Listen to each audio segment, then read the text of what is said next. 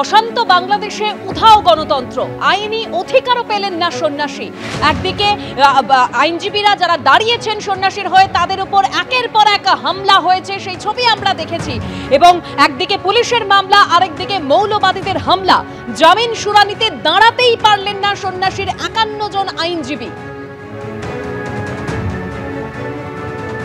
আর এই যে হিন্দুদের উপর হামলা অব্যাহত বাংলাদেশে, এবং সেই হামলায়, হিন্দুদের উপর হামলায় নিষ্ক্রিয়, প্রতিবাদের মুখে সক্রিয় বাংলাদেশ।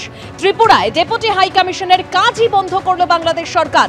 নিরাপত্তার অভাবের কারণ দেখিয়ে আগরতলায় অ্যাসিস্ট্যান্ট হাই কমিশন বন্ধ।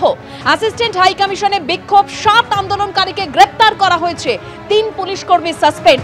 বিক্ষোভকারীদের বিরুদ্ধে কড়া পদক্ষেপ, তাও হঠাৎ অ্যাসিস্ট্যান্ট হাই কমিশন বন্ধ।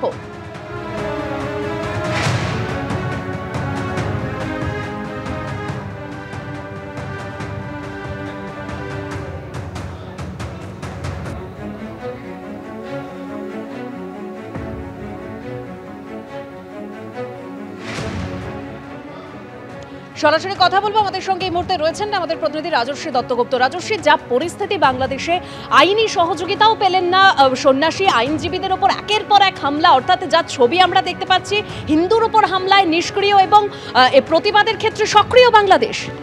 একদমই তাই, এবং এটা বলতে পারো যে কূটনৈতিকভাবে, কৌশলগতভাবে বাংলাদেশ পাল্টা চাপ সৃষ্টি করতে চাইছে ভারত সরকারের ওপরে। এইভাবে একটা হাই কমিশনের অফিস বন্ধ করে দেওয়া এবং ভারতীয় হাই কমিশনারকে তলব করা, এবং তিনি আজকে বিকেলবেলা 4টের সময় পররাষ্ট্র মন্ত্রণালয়ে গিয়েছিলেন এই তলব পেয়ে। ভারত কিন্তু সেই অর্থে এরকম কোনো কড়া পদক্ষেপ করেনি, যেটা বাংলাদেশ সরকার আগরতলায় হাই কমিশনের অফিসের সামনে বিক্ষোভ এবং ভাঙচুরের ঘটনায় যেভাবে সেখানে অ্যাসিস্ট্যান্ট হাই কমিশনের অফিস বন্ধ করে দিল এবং তারপরে ভারতীয় হাই কমিশনারকে ডেকে পাঠালো প্রতিবাদ জানানোর জন্য।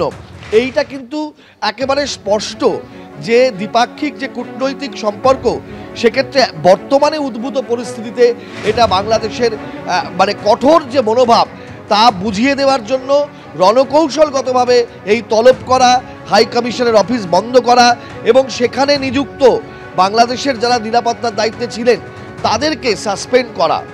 অর্থাৎ সামগ্রিকভাবে বাংলাদেশ পাল্টা একটা চাপ সৃষ্টি করতে চাইছে ভারত সরকারের ওপরে।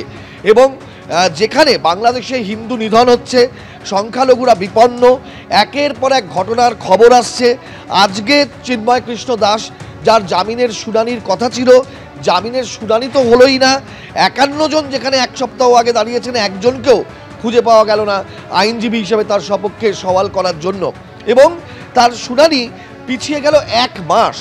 অর্থাৎ সামগ্রিকভাবে পরিষ্কার বাংলাদেশ যে ইসকনের প্রতি কঠোর পদক্ষেপ চলছে, ভারত প্রতিবাদ করছে, হিন্দুদের নিরাপত্তা সুনিশ্চিত করার কথা বলছে, সেক্ষেত্রে কোনো কর্ণপাত নেই, কোনো পদক্ষেপ নেই, হামলাকারীদের ক্ষেত্রে কোনো ধরপাকড় নেই।